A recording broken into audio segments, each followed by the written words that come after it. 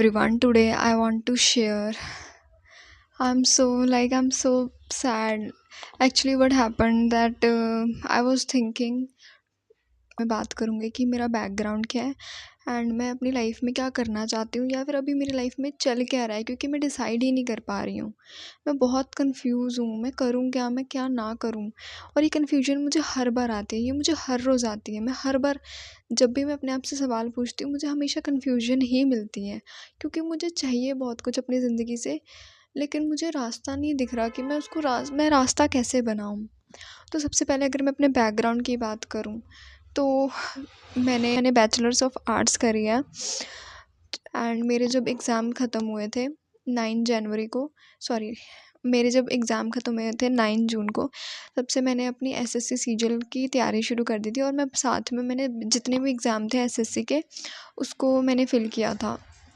तो मैं अभी तक 5 एग्ज़ाम्स दे चुकी हूँ, बट मुझे किसी में भी उम्मीद नहीं लगती। एक का तो रिज़ल्ट भी आया था, तो उसमें नहीं हो पाया मेरा, और मुझे बाकियों में भी नहीं लगता कि मेरा होगा। बाकी जब मैंने 10th क्लास करी थी, उसके बाद से मैं ट्यूशन पढ़ा रही थी और अभी भी पढ़ाती हूँ मैं।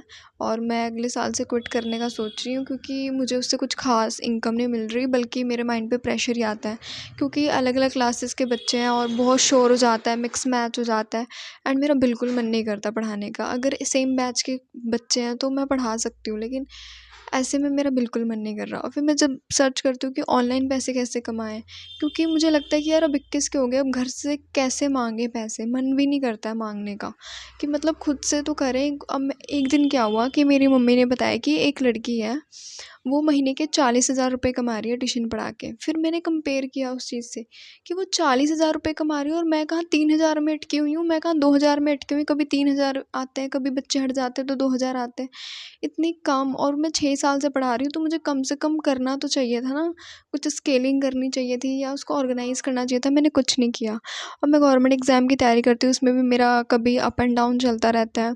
कभी 4 घंटे पढ़ लिए, तो कभी 2 घंटे, तो कभी नहीं भी पढ़ा, यही चलता रहता है। फिर मैं सोचती हूँ कि मैं जॉब कर लूँ, कहीं अगर मैं जॉब करूँगी तो कम से कम एक इनकम तो आएगी ना।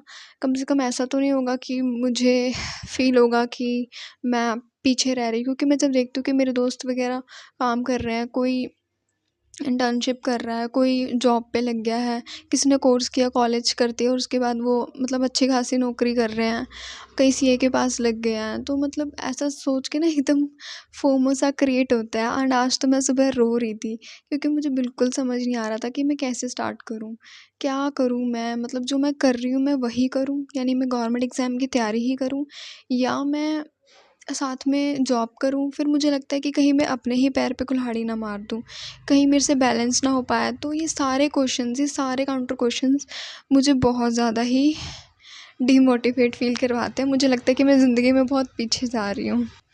मुझे अपनी ज़िंदगी में फ़ाइनेंशियल फ्रीडम चाहिए, मुझे स्टेबिलिटी भी चाहिए अपनी ज़िंदगी में, पर कामनेस चाहिए, मुझे पीस चाहिए अपनी ज़िंदगी में।